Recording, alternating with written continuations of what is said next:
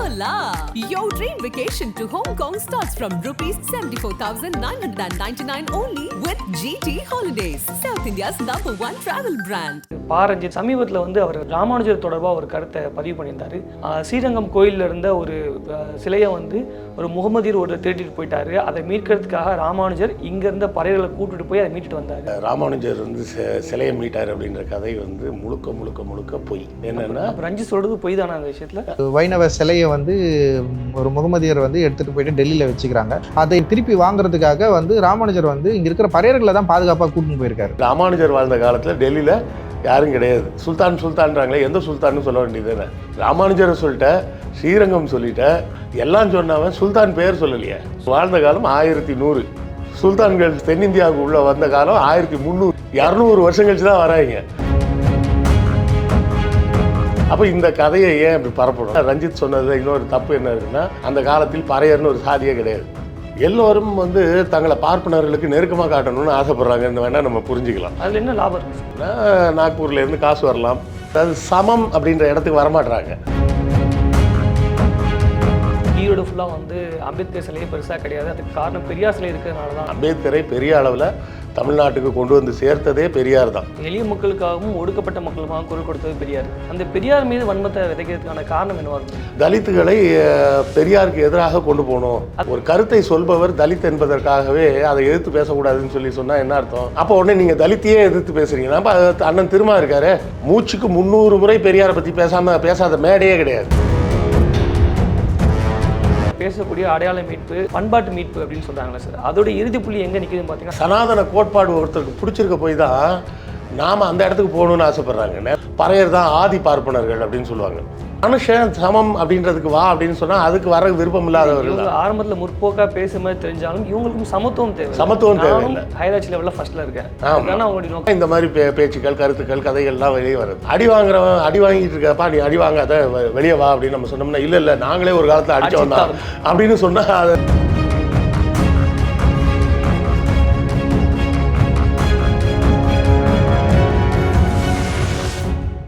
ஆகாயம் தமிழ் நண்பர்களுக்கு அன்பு வணக்கம். நம்மோடு எழுத்தாளர் திரு கிருஷ்ணவேல் அவர்கள் இணைந்திருக்கிறார்கள்.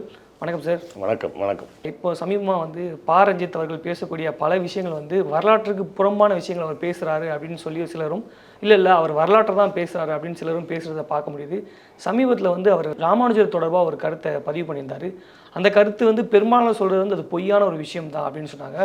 ஸ்ரீரங்கம் கோயிலில் இருந்த ஒரு சிலையை வந்து ஒரு முகமதியர் ஒரு திருட்டிட்டு போயிட்டாரு. அதை மீட்கிறதுக்காக ராமானுஜர் இங்கேருந்த பறையர்களை கூட்டிட்டு போய் அதை மீட்டுட்டு வந்தார் அப்படின்னு சொல்கிறாங்க. அதோட ராமானுஜர் வந்து பெரிய புரட்சியாளர் அப்படின்னு சொல்லி இப்போ சமீபமாக பேசுகிற காரணம் என்ன சார்? இந்த கதை, இந்த ராமானுஜர் வந்து சிலையை மீட்டார் அப்படின்ற கதை வந்து முழுக்க முழுக்க முழுக்க பொய். சரியா? இந்த கதை வந்து ஸ்ரீரங்கத்தில் மட்டும் இல்லை, இன்னொரு இடத்துலையும் இருக்குது. இதே கதை அப்படியே வரிக்கு வரி மாறாமல் ஆந்திராவில் பார்த்திங்கன்னா மேல்கோட்டுன்னு ஒரு இடம் இருக்குது. அங்கே செல்வ நாராயண சுவாமி கோயில் அப்படின்னு ஒரு கோயில் இருக்குது. அங்கே இப்போ இங்கே எப்படி துலுக்க நாச்சியாரோ அங்கே பார்த்திங்கன்னா பிவி நாச்சியார்னு ஒரு சன்னதி இருக்குது ஆந்திராவில்.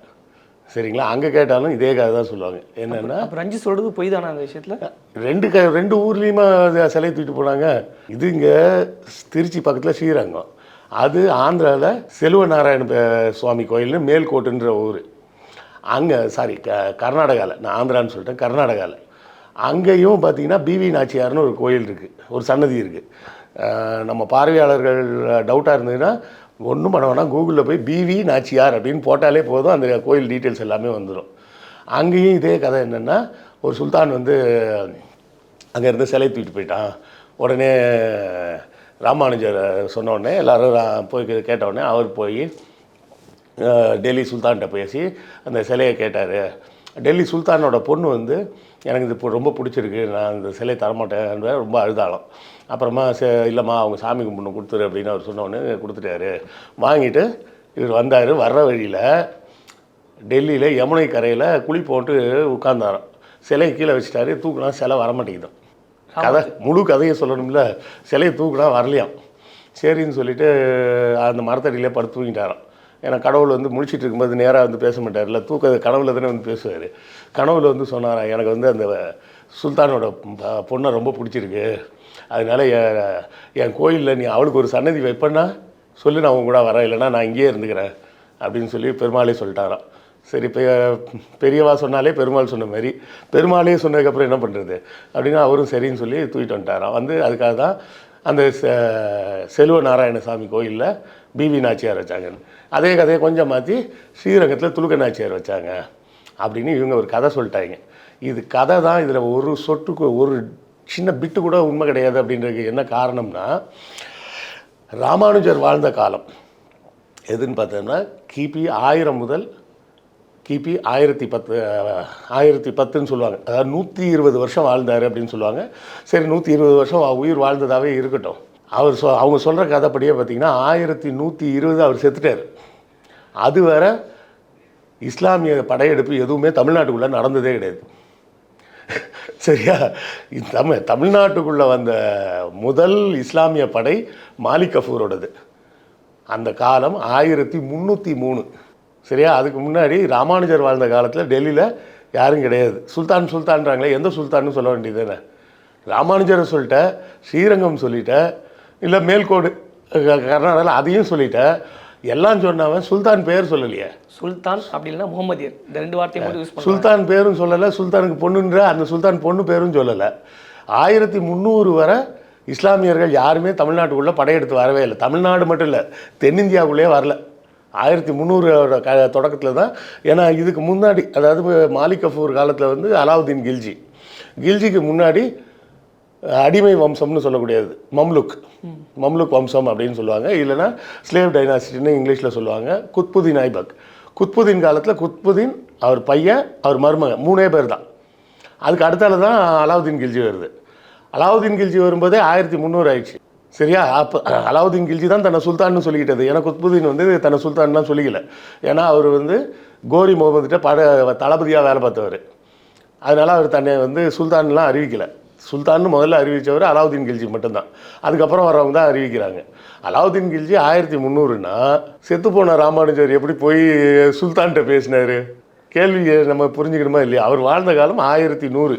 சுல்தான்கள் தென்னிந்தியாவுக்கு உள்ளே வந்த காலம் 1300. 200 வருஷம் கழிச்சு தான் வராங்க. அப்போ இந்த கதையை ஏன் இப்படி பரப்பணும்? இன்னொரு விஷயம் என்னென்னா, ரஞ்சித் சொன்னதில் இன்னொரு தப்பு என்ன இருக்குன்னா, அந்த காலத்தில் பறையர்னு ஒரு சாதியே கிடையாது. பறையர் மட்டும் இல்லை, செட்டியார், நாடார், கோனார்னு எந்த சாதியும் கிடையாது. அப்போது இதை நம்ம எப்படி தெரிஞ்சுக்கலாம் அப்படின்னு பார்த்தீங்கன்னா, முக்கியமாக ஒரு 3 கல்வி இது இருக்குது, செப்பு பட்டயங்கள். சரியா? அந்த செப்பு பட்டயங்கள் யாரெல்லாம் எழுதுனது அப்படின்னு பார்த்தோம்னா, ஒன்று வந்து ராஜராஜன் எழுதுனது. இன்னொன்று கூட சேர்த்தே சொல்லலாம், அன்பில் செப்பேடுன்னு ஒன்று இருக்குது. அது வந்து சுந்தர சோழர் காலத்தில் உள்ள செப்பேடு. அதுலேயும் குறிப்பிடப்படுவதெல்லாம் எப்படின்னா, இந்த ஊரை சார்ந்த இன்னாரின் மகன் இவர் இந்த பதவியில் இருக்கிறார். இவ்வளோ தான் அதில் விஷயம். இப்போ என் பேர் எடுத்துக்கங்க, டிஎஸ் கிருஷ்ணவேல், திருநெல்வேலியில் உள்ள சங்கரன் என்பவரின் மகன் கிருஷ்ணவேல். இதுதான் அதோட விரிவாக்கம். இப்படி தான் அந்த பட்டயம். அதுலேயும் ராஜராஜனோட செப்பு பட்டயம் பார்த்திங்கன்னா கிட்டத்தட்ட ஒரு 100 பேர் குறிப்பிடுது. அன்பில் செப்பேட்லையாவது 2 பேர் தான் வரும், 2 அதிகாரிகளோட பேர். இங்கே வந்து ஒரு 100 அதிகாரிகளோட பேர் வருது. அதில் ஒருத்தர் பேரில் கூட சாதி கிடையாது. அவன் நாராயணன், இவங்க கண்ணன், இவன் கண்ணழகன், கருப்பன், இப்படி தான் பேர் மட்டும்தான் இருக்கே தவிர எந்த இடத்துலையும் சாதி பேரே கிடையாது. இதெல்லாம் தாண்டி இன்னும் சொல்லணும்னா, ராஜராஜ சோழனோட தாத்தா காலத்தில், அதாவது ராஜாதித்தன் ஒருத்தர் இருக்கார், அவர் காலத்தில் கேரளாவிலேருந்து சண்டைக்கு படையில் சேர்றதுக்கு ஆளுங்கள்லாம் வர்றாங்க. அது ஒரு 30 பேர்கிட்ட பேர் வருது. அந்த பேர்கள்லாம், அந்த பேர்கள்லேயும் எந்த சாதியும் கிடையாது. அப்போ கேரளாலையும் அப்போ சாதி கிடையாது. அப்போ தென்னிந்தியாவில் அந்த காலத்தில் சாதி என்பதே இல்லாமல் இருக்குது. ஒரே ஒரு விஷயம் மட்டும் மாற்றம் எங்கே வருதுன்னா, சமஸ்கிருத செப்பேடுகள் வரும்போது என்ன பண்ணுறாங்கன்னா, அவங்க மட்டும் பார்ப்பனர்களே தங்களை வந்து பிரம்மராஜன் அப்படின்லாம் போட்டுக்கிறாங்க. ஆனால் அவர்கள் பெயர் ஏதாவது இங்கே தமிழ் செப்பேட்டில் குறிப்பிடப்பட்டால் வெறும் பேர் மட்டும்தான் வரும். உதாரணத்துக்கு அனிருத்த பிரம்மராயர்னு சொல்லிட்டு நம்ம பொன்னியின் செல்வனில் பார்த்துருப்போம். ஒரு கேரக்டர், ரொம்ப முக்கியமான கேரக்டர்னு போட்டு ஓட்டுன்னு ஓட்டியிருப்பாங்க. இதில் காமெடி என்னென்னா, இந்த அன்பில் செப்பேடுன்னு ஒன்று சொன்னல, அந்த செப்பேடு யாருக்காக எழுதப்பட்டதுன்னா இந்த அனிருத்தனுக்கு தான் எழுதப்பட்டது. இந்த அனிருத்தன், அதாவது என்ன அதில் வரும்னா, எங்கள் ராஜாவோட 4ஆம் ஆண்டில், அதாவது சுந்தர சோழர் முடிசூட்டி 4வது வருஷத்தில் அந்த அனிருத்த பிரம்மராயர் கேட்டாருன்னு சொல்லிட்டு அவருக்கு 10 வேலி நிலம், அதாவது 40 ஏக்கர் நிலத்தை வந்து இந்த அன்பில் அப்படின்ற கிராமத்தில் நாங்கள் கொடுக்குறோம், என்னன்னா ரிட்டையர்மெண்ட்டு செட்டில்மெண்ட் அவருக்கு. நீங்கள் இருந்து காட்டினதெல்லாம் போதும் கிளம்புன்ட்டாங்க. ஏன்னா இவர் வந்து அவங்க அண்ணன் கண்டராதித்தன்ட்ட வேலை பார்த்தவர்.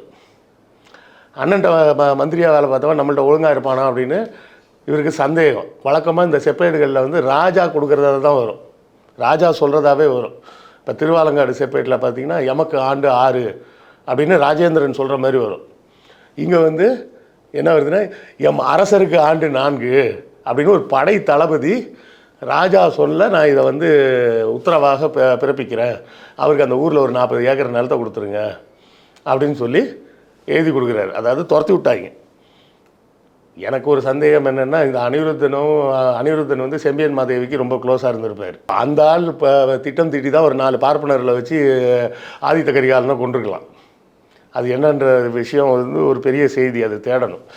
ஆனால் அதெல்லாம் விட்டுருவோம். நம்ம இப்போ பார்த்தோம்னா இந்த ராஜாதித்தனோட கல்வெட்டாக இருந்தாலும் சரி, சுந்தர சோழர் செப்பேடாக இருந்தாலும் சரி, ராஜராஜனோட ஆனைமங்கல செப்பேடு, அதில் தான் ஏகப்பட்ட பெயர்கள் வரும். அந்த 100 பேர்கள் வருது, அதில் ஒரு பேரில் கூட சாதி கிடையாது. அப்புறம் ராஜேந்திரனோட இந்த திருவாலங்காடு செப்பேடு, அதுலேயும் சாதி பேர்லாம் வராது. அதில் ஒரு 16-17 அதிகாரிகளோட பேர் வரும். அப்புறம் ஸ்மாலர் லேடன் பிளேட்ஸ்னு பேர், அது வந்து 1ஆம் குலோத்துங்கனோட செப்பேடு. அந்த செப்பேட்லேயும் ஒரு 20 பேர்கிட்ட பேர் வரும். அதுலேயும் ஒருத்தர் பேர்லேயும் சாதி பேர் இருக்காது. அப்போது 1100களில் வர தமிழ்நாட்டில் சாதின்றது ஒன்று கிடையவே கிடையாது. சாதின்றது எப்போ வருதுன்னா 2ஆம் குலோத்துங்கன் காலத்துக்கு அப்புறம் தான் வருது. 2ஆம் குலோத்துங்கன் காலத்தில் தான் பெரிய புராணம், கம்பராமாயணம்லாம் எழுத ஆரம்பிக்கிறாங்க. அப்போ தான் வந்து என்ன பண்ணுறாங்கன்னா, இவங்கெல்லாம் இந்த சாதி, அவங்கெல்லாம் அந்த சாதியை சேர்ந்தவங்க அப்படின்னு பிரித்து காட்டுறது. நந்தனார்னு ஒரு தாழ்த்தப்பட்டவர், அவரை உயிரோடு வச்சு எரிச்சிட்டாங்கன்ற கதையெல்லாம் அப்போ தான் எழுதுகிறாங்க.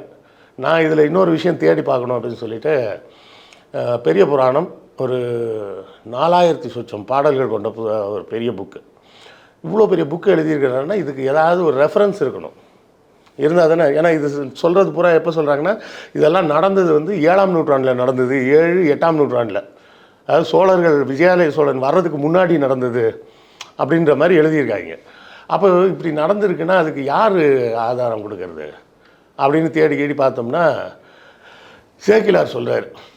என்ன சொல்கிறாருன்னா, திருத்தொண்டர் திரு அந்தாதி அப்படின்னு ஒரு நூல் இருக்குது. அந்த நூலை நான் ரெஃபரன்ஸாக எடுத்து தான் எழுதுகிறேன் அப்படின்றார். அவர் யாருன்னு கேட்டிங்கன்னா, இந்த இதெல்லாம் தொகுத்தவர்.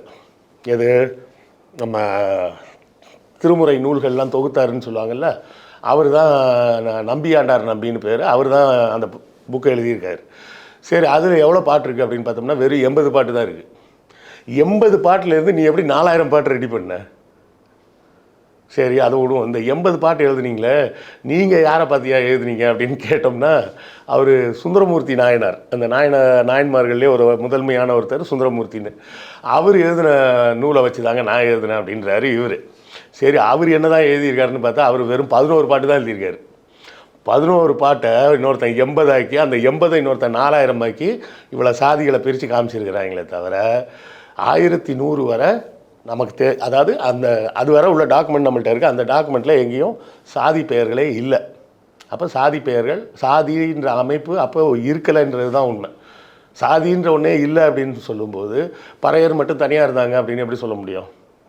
அப்போ பல்லர் பறையன்றதெல்லாம் யாருமே இல்லை, எல்லாரும் ஒன்றா தான் இருந்திருக்கிறாங்க, ஒரே தொழிலாகத்தான் இருந்திருக்கு. அதை வந்து சில பேர் என்ன சொல்லுவாங்கன்னா, அந்த ராஜராஜன் காலத்தில் வந்து தீண்டாசேரின்னு ஒன்று இருந்தது. அந்த அப்போ தீண்டாசேரின்னு ஒன்று இருக்குன்னா தீண்டாமை இருந்திருக்குல்ல, அப்போ அதனால பறையர்கள் இருந்திருப்பாங்கன்னு சொல்லலாம்ல அப்படின்னு சொல்லி வாதம் வைப்பாங்க. அந்த தீண்டாசேரின்றது வேறு. அது என்னென்னா, அரச குற்றங்களுக்காக ஊரை விட்டு தள்ளி வைக்கப்பட்டவர்கள்.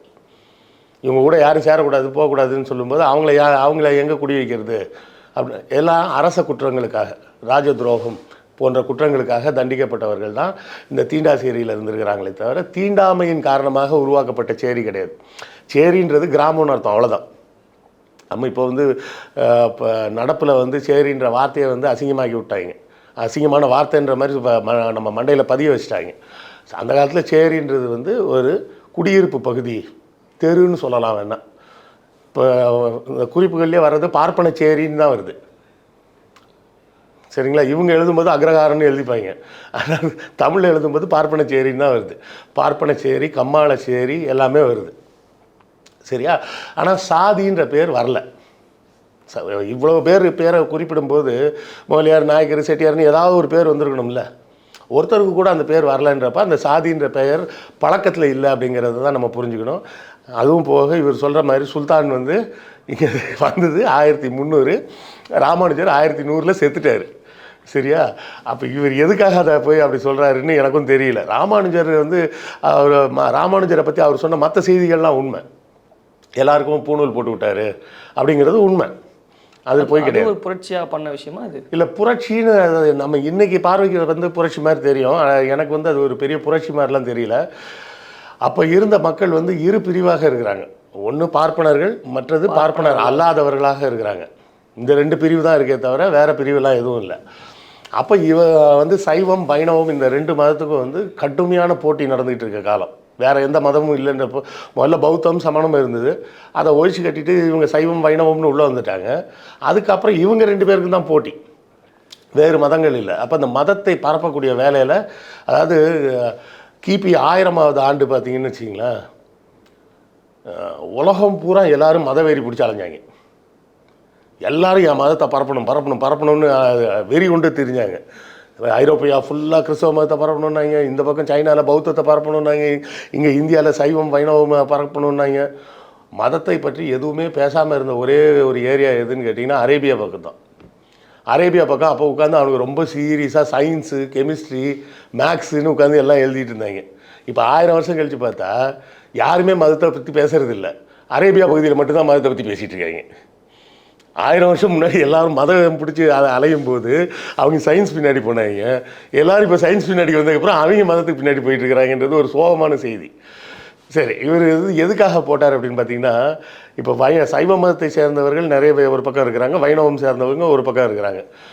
இப்போ இந்த வைணவத்துக்கு நீங்கள்லாம் வந்தீங்கன்னா உங்களுக்கும் பூணூலை போட்டு பார்ப்பனர்கள் ஆக்கிடுறேன் அப்படின்னு ராமானுஜர் சொல்கிறார். அப்படி சொல்லும்போது தான் நிறைய பேர் இந்த பக்கம் வராங்க. அந்த மதத்துக்கு அவர் வச்ச பேர் ஸ்ரீ வைஷ்ணவம்னு பேர். ஸ்ரீ வைஷ்ணவம் அப்படின்னு தான் அவர் அதுக்கு பேர் வைக்கிறாரு.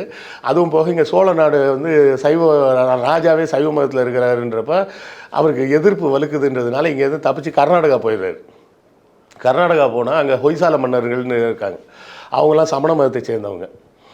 அவர் அங்கே வந்து பிட்டி தேவா அப்படின்னு சொல்லிட்டு அந்த காலத்தில் ஒரு மன்னர் இருக்கார். அவர் இவரோட பேச்சுக்கள்லாம் மயங்கி சரி நான் வைணவத்துக்கு வந்துடுறேன் அப்படின்னு வைணவ மதத்துக்கு மாறுறார். அவர் தான் வந்து பாழடைஞ்ச கோயிலாக இருக்குது, ஒரு இடம் கிடக்குது பக்கத்தில் மலை மேலே இருக்குது அப்படின்னு சொல்லிட்டு அந்த கோயிலை புதுப்பிச்சு தந்து அதை பெருமாள் கோயிலாக மாற்றுறாரு. அது பழைய புத்தர் கோயில், அதுதான் இன்றைக்கி இருக்கிற திருப்பதி. சரியா? அந்த புத்தர் கோயில் திருப்பதின்னு மாற்றி கொடுக்குறாரு.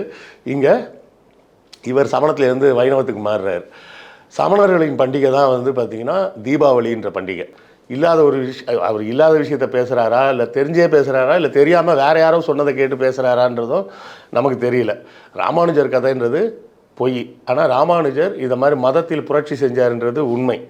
அவர் ஒருத்தர் மந்திரம் சொல்லி கொடுத்து இது வந்து சொன்னா சொர்க்கத்துக்கு போவேன் அப்படின்னாங்க. உடனே மறுநாள் காலையில் நேராக கோயில் கோபுரத்து மேலே ஏறி நின்று எல்லோரும் வாங்க உங்களுக்கு ஒரு மந்திரம் சொல்கிறேன், இதை கேட்டிங்கன்னா சொர்க்கத்துக்கு போவீங்க அப்படின்னு சொல்லிட்டாரு. சொன்னோடனே அந்த குரு வந்து நீ இதை இப்படி மற்றவங்களுக்கு தகுதி இல்லாதவர்களுக்கெல்லாம் சொன்னேன்னா, அது தகுதி இல்லாதவர்னு அவர் சொன்னது யாருன்னா பார்ப்பனர் அல்லாதவர்களுக்கெல்லாம் சொன்னேன்னா நீ நரகத்துக்கு போவேன், நான் நரகத்துக்கு போனாலும் பரவாயில்ல இவ்வளோ பேர் சொர்க்கத்துக்கு போவாங்கல்ல அப்படின்னு அவர் பதில் சொன்னார்ன்ற செய்தியெல்லாம் உண்டு. ஆனால் அப்போ வந்து பார்ப்பன ஜாதி இருந்துச்சா சார்? பார்ப்பனர்கள் எப்போவுமே இருந்தாங்க. அவங்க தங்களை தனியாகவே சொல்லிக்கிட்டே இருந்தாங்க, நாங்கள் உங்கள் கூட சேர மாட்டோம் அப்படின்னு. எல்லா காலத்துலையும் அப்படி தான் இருந்தாங்க, இப்போவும் அப்படி தான் இருக்கிறாங்க. சரியா? அப்போது அந்த ராமானுஜரின் காலத்தில் வந்து பார்ப்பனர் அல்லாதவர்களுக்கு இந்த மந்திரத்தை சொல்லக்கூடாதுன்னு சொன்னப்போ தான் எல்லாருக்கும் பூணூலை போட்டு விட்டார். பிற்காலத்தில் அவர் இறந்த பிறகு மாத்வாச்சாரியார்னு ஒருத்தர் வர்றார். அவர் வந்து துவைதம்னு ஒரு தத்துவத்தை ஆரம்பிக்கிறார். அப்போ என்ன நடக்குதுன்னா, ராமானுஜர் காலத்தில் முதல்லையே பார்ப்பனர்களாக இருந்து வைணவத்துக்கு வந்தாங்கல்ல, அவங்களாம் துவைதம்னு அங்கே போயிட்டாங்க. சரியா? இவர் பார்ப்பனராக யாரை மாற்றினாரோ அவங்கெல்லாம் தனியாக விடப்பட்டார்கள். அப்படி தனியாக விடப்பட்டவர்கள் தான் தென்கலை வைணவர்கள். அவங்க நாம தான் இந்த ஒய் மாதிரி போட்டிருப்பாங்க. இங்கே முதல்லையே பார்ப்பனராக இருந்துட்டு அப்புறம் துவைதத்துக்கு போகிறேன்னு போயிட்டாங்கல்ல, அவங்கெல்லாம் வடகலை பார்ப்பனர்கள். இன்றைக்கும் வடகலை பார்ப்பனர்கள் தென்கலை பார்ப்பனர்களுக்கு பொண்ணு கொடுக்க மாட்டாங்க, பொண்ணு எடுக்கவும் மாட்டாங்க. அதுக்கப்புறம் என்ன பண்ணிட்டாங்கன்னா, அந்த மூமெண்ட்டை இன்னும் கொஞ்சம் நல்லா கொண்டு போயிருந்தாங்கன்னா தமிழ்நாடு ஃபுல்லாகவே எல்லாரும் தென்கலை வைணவர்களாக மாறி இருப்பாங்க, எல்லாருமே பார்ப்பனராக இருப்பாங்க. சரியா? எல்லாருமே பார்ப்பனர், எல்லோரும் நூல் போட்டாங்கன்னா அப்புறம் எந்த சாதி எங்கே இருக்குது? சாதி இல்லை, ஒன்றும் இல்லைன்ட்டு போயிருக்கும்ல. ஆனால் அதை அவர்களும் செய்யலை. நமக்கு பார்ப்பனர்கள்னு ஒரு அந்தஸ்து கிடச்சிருக்கு, நம்ம அதை விட்டுறக்கூடாது அப்படின்னு அவங்க தனியாக இருந்துக்கிட்டாங்க. இப்போவும் அதான் நம்ம காஞ்சிபுரத்துலலாம் பார்க்குறோம், தோசைகளாம் அடிச்சுக்கிறாங்கல்ல வடகலை தென்கலைன்னு. அந்த பிரச்சனை வேறு ஒன்றும் இல்லை. வடகலைனா முதல்லையே பார்ப்பனர்களாக இருந்து வைணவத்துக்கு வந்தவங்க, தென்கலை பார்ப்பனர்கள்னால் பார்ப்பனர் அல்லாதவராக இருந்து ராமானுஜரோட சேர்ந்து அதன் மூலமாக பார்ப்பனர்களாக மாறியவர்கள். இதனால தான் இந்த கருத்தை மனசில் வச்சு தான் கலைஞர் ராமானுஜருக்கு தொடருக்கு வசனம் எழுதினார். இல்லைனா அவரே ஒரு ஆன்மீகவாதிக்கு போய் வசனம் எழுத போகிறாரு. அந்த காலத்தில் இது ஒரு புரட்சி தான் அப்படின்னு சொல்லி தான் மதத்தில் புரட்சி செய்த மாமேதை அப்படின்ற மாதிரி சொன்னார். ரஞ்சித் அதை தேவையில்லாமல் ஏன் திரிக்கிறாருன்னு எனக்கு புரியல சார். ஒரு பக்கம் ஆர்எஸ்எஸ் சார்ந்த அமைப்புகளும் சரி, அரசும் சரி, ராமானுஜர் ஒரு பெரிய துறவியாகவும் அவர் மக்களிடையே புரட்சி ஏற்படுத்தினார், சமத்துவம் ஏற்பட அப்படி பேசுகிறாங்க. அதே மாதிரி இந்த பக்கம் பார்த்தீங்கன்னா ரஞ்சித் இப்போ தூக்கிட்டு வராதில்ல சார், அதுக்கு பின்னாடி என்ன இருக்குன்னு நினைக்கிறீங்க? எல்லோரும் தங்களை பார்ப்பனர்களுக்கு நெருக்கமாக காட்டணும்னு ஆசைப்படுறாங்கன்னு வேணால் நம்ம புரிஞ்சுக்கலாம். அதில் என்ன லாபம் இருக்குது சார்? நாக்பூர்லேருந்து காசு வரலாம், வேற என்ன நடக்கும்? என்ன சார் டக்குன்னு இப்படி சொல்லிட்டீங்க? வேற இல்லைங்க, எல்லோரும் பேசும்போதெல்லாம் அதாவது சமம் அப்படின்ற இடத்துக்கு வரமாட்டுறாங்க. பார்ப்பனருக்கு நிகர் அங்கே போகிறாங்க, அப்படி தான் போகிறாங்க. நம்ம சொல்கிறது என்ன சொல்கிறோம்? பிறப்புக்கும் எல்லா உயிர்க்கும். அப்போ எல்லாருமே பிறக்கும்போது ஒரே மாதிரி தான் அப்படின்றத சொல்லுங்கடா அப்படின்னு சொன்னால், இல்லை நாங்கள் பார்ப்பனருக்கு சமம் தெரியுமா, நாங்கள் ஒன்றை பார்ப்பான் தெரியுமா அப்படின்னு இவங்க பேசிக்கிறாங்க. ஸோ எல்லோரும் அதை ஒரு யார்ட் ஸ்டிக் மாதிரி வச்சுக்கிட்டு அதோட கம்பேர் பண்ணணும்னு பார்க்குறாங்க. நீ யாரையும் யார் கூடயும் கம்பேர் பண்ண வேண்டாம். நீ யாருக்கு தாழ்ந்தவனும் இல்லை, நீ யாரை விட உயர்ந்தவனும் இல்லை, நீ மனிதன் அப்படின்றத என்றைக்கு உணர்றாங்களோ அன்றைக்கி தான் சமத்துவத்தை நோக்கி போக முடியுமே தவிர, நான் தாழ்ந்தவன் இல்லைன்னு சொல்கிறதுக்காகவே நான் வேற ஒரு உயர்ந்தவனோடு தொடர்புடையவன் அப்படின்னு பேசுகிறது முட்டாள்தனமான பேச்சு தான் என்னை பொறுத்தவரை. சார், இப்போது ரஞ்சித் சார்ந்த சிலர் இப்போது முகநூல்லையும் சரி, இப்போ சோசியல் மீடியாவில் பார்த்தீங்கன்னா பெரியாரை குறி வச்சு தாக்குற சில விஷயங்களை பண்ணிகிட்டு இருக்காங்க. நீங்கள் கவனிச்சிங்கன்னா தெரியும். உதாரணத்துக்கு ஈரோடு ஃபுல்லாக அம்பேத்கர் சிலையே பெருசாக கிடையாது, அதுக்கு காரணம் பெரியார் சிலை இருக்கிறதுனால தான் அப்படின்ற மாதிரிலாம் சில தகவல் பரப்புறதை பார்க்க முடியுது. இதெல்லாம் எதுக்கு நினைக்கிறீங்க? இல்லை, இது தேவையில்லாத ஒரு குற்றச்சாட்டு. ஈரோடு அம்பேத்கர் பிறந்த ஊரான்னு, அது பெரியார் பிறந்த ஊர், அதனால் அவர் ஊரில் அவருக்கு தான் செலவு வைப்பாங்க. அதுக்காக அம்பேத்கருக்கு சிலையே இல்லைன்னுலாம் சொல்கிறதெல்லாம் சும்மா. அம்பேத்கரை பெரிய அளவில் தமிழ்நாட்டுக்கு கொண்டு வந்து சேர்த்ததே பெரியார் தான். சரிங்களா? அம்பேத்கர் வட இந்தியாவில் தான் இருந்தார். வட இந்தியாவில் இன்னும் அம்பேத்கர் போய் சேராத இடங்களே நிறையா இருக்குது. ஆனால் தமிழ்நாட்டில் பெரிய அளவில் அம்பேத்கரின் கருத்துக்களை கொண்டு போய் சேர்த்தவர் பெரியார். ஆனால் இந்த பிஎஸ்பின்னு ஒரு கட்சி இருக்குது, மாயாவதியோட குரூப்பு. அந்த குரூப் எப்போவும் என்ன பண்ணணுன்னா, இந்த அம்பேத்கரையும் பெரியாரையும் எதிரெதிராக நிறுத்துவது. அது என்ன காரணம் சார்? அது என்ன காரணம்னா, தலித்துகளை பெரியாருக்கு எதிராக கொண்டு போகணும். அது ஏன் பண்ணணும்னு நினைக்கிறாங்க? ஏன்னா அவர்களுக்கு இருக்கக்கூடிய உள்நோக்கம் என்னென்னா, இதை ஒரு தனி பிரிவாக வச்சுக்கணுமே தவிர நாம் ஒன்றா மெயின் ஸ்ட்ரீமில் சேரக்கூடாது அப்படிங்கிற ஐடியாவில் இருக்கிறாங்க. பெரியார் அதாவது பெரியார் திராவிட இயக்கம் தொடங்கிய காலத்தில் அந்த திராவிட இயக்கத்துக்கு பேரே பறையர் கட்சின்னு தான் சொல்லுவாங்க. வெளியே இவங்க தான் திராவிட கழகம்னு சொல்லிப்பாங்க. வெளியே சொல்லும்போது, அதாவது நம்ம கலைஞர் இருக்கார் பார்த்தீங்களா, கலைஞர் சாரதன்னு ஒரு நாடகம் போடுறாரு. அதில் அவரே சிவகுருன்ற கேரக்டரில் நடிச்சிருப்பார். அந்த நாடகம் விழுப்புரத்தில் போடுறாங்க. தஞ்சாவூரில் நல்லா ஓடிச்சுருப்பாங்க. விழுப்புரத்தில் போடுறாங்க. விழுப்புரத்தில் ஆளே வரலன்றப்போ எல்லாம் ஊரில் விசாரித்தப்போ எல்லோரும் என்ன சொன்னாங்களாம், அந்த ஊருக்காரங்க, அது பறைய கட்சிக்காரன் நடத்துகிற நாடகம், அதுக்கு நம்மையா போகணும் அப்படின்னாங்களாம். அப்போ திமுகலாம் கிடையாது, அப்போ பெரியார் கட்சி மட்டும்தான் இருக்குது. அப்போது திராவிட இயக்கத்தையும் பெரியாரையும் அடையாளப்படுத்தியதே பறையர்களின் முன்னேற்றத்துக்காக வேலை செய்கிறவங்கன்ற மாதிரியான அடையாளத்தில் தான் ஆரம்பத்திலேருந்து இருக்கிறாங்க, இன்றைக்கும் இருந்துக்கிட்டு தான் இருக்கிறாங்க. ஆனால் இவர்கள் செய்கிறது என்ன, தமிழையும் பெரிய அளவில் மக்கள்கிட்ட கொண்டு போய் சேர்த்ததும் திராவிட இயக்கத்தை சார்ந்த தலைவர்கள் தான். ஆனால் இப்போ என்ன பண்ணுறாங்க, தமிழையும் தலித்துகளையும் திராவிட இயக்கத்துக்கு எதிராக கொண்டாந்து நிப்பாட்டுறாங்க. திராவிட இயக்கத்தை எதிர்க்க வேண்டும் அப்படின்ற ஒரு நோக்கத்துக்காக தான் அவர்கள் இந்த மாதிரி வராங்க. எளிய மக்களுக்காகவும் ஒடுக்கப்பட்ட மக்களுக்காகவும் குரல் கொடுத்தது பெரியார். அந்த பெரியார் மீது வன்மத்தை விதைக்கிறதுக்கான காரணம் என்னவா இருக்கும்? காரணம் என்னன்னு நீங்களே யோசிச்சு பாருங்கள், உங்களுக்கே புரிஞ்சிடும். உயர் வகுப்பை சார்ந்தவர்களாக சொல்லப்படுகிறவர்களுக்கு நல்ல பேர் வாங்கிறதுக்காக செய்கிற வேலை இது. அவங்கள்ட்ட நல்ல பேர் வாங்கணுன்றதுக்காக செய்கிற வேலை. அவங்கள்ட்ட நல்ல பேர் வாங்கணுன்னா என்ன செய்யணும்? பெரியாரை திட்டணும். பெரியாரை யாருங்க திட்டுவா? நீங்களும் நானுமா திட்ட போகிறோம்? மதம் மதம் தொடர்பானவங்க சாதி தொடர்பானவங்க திட்டுவாங்க. அப்போது பெரியாரை திட்டுறவங்க யாராக இருப்பாங்க? பார்ப்பனர்களாக இருப்பாங்க. அப்போ பார்ப்பனர்கள்ட்ட நல்ல பேர் வாங்கணும்னா பெரியாரை திட்டினா நம்ம நல்ல பேர் வாங்கலாம் அப்படின்ற முயற்சியாகத்தான் நீங்கள் அதை பார்க்கணும். இல்லை சார், இப்போ நீங்கள் பெரியார் ஏன் திட்டுறீங்க அப்படின்ற எதிர்கேள்வி வச்சிங்கன்னா அங்கேருந்து வரக்கூடிய பதில் என்னவா இருக்குன்னா நீங்கள் தலித்தை எதிர்க்கிறீங்க அப்படின்ற கேள்வி வைக்கிறாங்க. அதுதான் சொல்கிறேனே, நீங்கள் வந்து சித்தாந்தத்தை பற்றி பேசும்போது நபரை குறித்து பேசுறது. சித்தாந்தம் வேறு, நபர்கள் வேறு. நாம் பேசுகிறது பார்ப்பனியம் அப்படின்ற சித்தாந்தத்தை பற்றி பேசுகிறோம். ஆனால் அவங்க என்ன சொல்கிறாங்க, பார்ப்பனர்களெல்லாம் கொல்ல பார்க்குறாங்க அப்படின்றாங்க. ஒரு கருத்தை சொல்பவர் தலித் என்பதற்காகவே அதை எதிர்த்து பேசக்கூடாதுன்னு சொன்னால் என்ன அர்த்தம்? அப்போ உடனே நீங்கள் தலித்தையே எதிர்த்து பேசுகிறீங்கன்னா அப்போ அண்ணன் திருமா இருக்காரு, அண்ணன் திருமா மூச்சுக்கு 300 முறை பெரியாரை பற்றி பேசாத மேடையே கிடையாது. அப்போ அவர் தலித் விரோதியா? அதே போல் ரஞ்சித் சார்ந்தவங்க வந்து திருமாவையும் வந்து தலித் விரோதியாக தான் காட்ட முயல்றாங்க. அவர் வந்து அவருடைய பதவி வெறிக்காக இருக்கிறாரு அப்படின்ட்டு பேசுறதெல்லாம் பார்க்க முடியல சார். அதான் சொல்கிறேன், அவர்களுக்கு நோக்கம் வந்து திராவிடத்தை ஒழிக்கணும். திராவிடத்தை ஒழிக்கணும்னா அதுக்கு எதிராக தலித் அப்படின்ற தத்துவத்தையும் தமிழ் என்ற மொழியையும் அவங்களுக்கு எதிராக வைக்கணும். நீங்கள்லாம் தமிழரே கிடையாது, நீங்கள்லாம் தலித் விரோதி அப்படின்னு. அப்போ அண்ணன் திருமா 35 வருஷமாக களத்தில் பணிபுரிகிறாரு. ரஞ்சித் இன்றைக்கி தானே வந்திருக்கிறாரு. ரஞ்சித் திரைப்படம் மூலமாக நமக்கெல்லாம் தெரிய வந்தே ஒரு 10 வருஷம் இருக்குமா? அவ்வளோதான் இருக்கும். அண்ணன் திருமா 35 வருஷமாக இந்த தலித் விடுதலைக்காக தானே போராடிட்டு இருக்கிறாரு. ஒடுக்கப்பட்டவரின் விடுதலைக்காக தானே போராடிட்டு இருக்காரு. அவரை விட பெரிய போராளி வந்துட முடியுமா? கரெக்டுங்களா? அப்போது மக்களுக்கு சரியான புரிதல் என்ன வேணும் அப்படிங்கிறத மக்கள் தான் யோசிக்கணும். எல்லாரும் ஆளாளுக்கு ஒரு கருத்து சொல்லுவாங்க. இப்போ இவர் சொன்ன மாதிரி ராமானுஜர் வந்து இங்கே இருந்தால் பறையரெல்லாம் கூட்டு போனார் அப்படின்னு ஒரு கருத்து கேட்கும்போது நல்லா குஷியாக இருக்கும், ஐ நல்லா இருக்குப்பா அப்படின்னு. ஆனால் உண்மை இல்லை, அதுவும் எங்கே போய் நிற்குதுன்னு இறுதியாக பார்க்கும்போது அது சனாதனத்தை நோக்கி தான் போய் நிற்கும். அவ்வளோதான் விஷயமே. ஆனால் உண்மையே அது கிடையாதுன்றது தானே விஷயம். சுல்தான்கள் வந்தது ராமானுஜர் செத்து 200 வருஷம் கழிச்சு வராங்க. அப்படி இருக்கும்போது ஒரு பொய் கதைக்கு போய் நீங்கள் போய் ஏன் சப்போர்ட் கொடுக்குறீங்க, முட்டு கொடுக்குறீங்க? அதுதான விஷயமே. நீங்கள் இப்போ நான் சொன்ன தேதிகளை வந்து யார் வேணாலும் கூகுளில் சர்ச் பண்ணி பார்த்துடலாம்ல. நான் சொன்ன வருஷங்களை நான் ரகசியமாக வச்சுருந்தா கொண்டாந்து உங்கள்கிட்ட கொடுக்குறேன். கூகுளில் போட்டிங்கன்னா வரும். ஆமாம், இந்த சுல்தான் எத்தனாவது வருஷம் வந்தார், ராமானுஜர் எந்த வருஷத்தில் பிறந்தார், எல்லாமே கை மேலே கிடைக்க போகுது. அப்போ இப்படி ஒரு பொய்யான செய்தியை எதுக்காக ரஞ்சித் பரப்பணும்? அந்த பொய்யான செய்தியில் இன்னொரு எக்ஸ்ட்ரா கருத்தை வேற சேர்த்து பறையர்களை கூட்டு போனார்னு ஏன் சேர்க்கணும்? ஏன்னா அந்த காலகட்டத்தில் அப்படி ஒரு சாதியே இல்லை அப்படின்னு. அப்புறம் இதை வந்து எதுக்காக அந்த வேலையை செய்யணும்? அதை பேசக்கூடிய அடையாள மீட்பு, அதுபோல் வந்து பண்பாட்டு மீட்பு அப்படின்னு சொல்கிறாங்களே சார், அதோட இறுதி புள்ளி எங்கே நிற்குதுன்னு பார்த்தீங்கன்னா அங்கேயே சனாதனம் தான் நிற்குது. ஆமாம். இதே அவங்க மறுபடியும் இதை சொல்கிறதுக்கான காரணம் என்ன வரும்? சனாதன கோட்பாடு ஒருத்தருக்கு பிடிச்சிருக்க போய் தான் நாம் அந்த இடத்துக்கு போகணுன்னு ஆசைப்பட்றாங்க. நிறைய பேர் நீங்கள் சொல்கிறத கேள்விப்பட்டிருப்பீங்க, பறையர் தான் ஆதி பார்ப்பனர்கள் அப்படின்னு சொல்லுவாங்க. தலித் பார்ப்பனர்னு சொல்கிற அளவுக்கு வளர்ந்துட்டு இல்லை, ஆதி பார்ப்பனர்கள் நாங்கள் தான் அப்படின்னு இவங்க சொல்லிக்கிறாங்க. அப்போ என்ன விரும்புகிறாங்கன்னா, நான் உயர்ந்தவன்னு சொல்ல விரும்புகிறாங்க.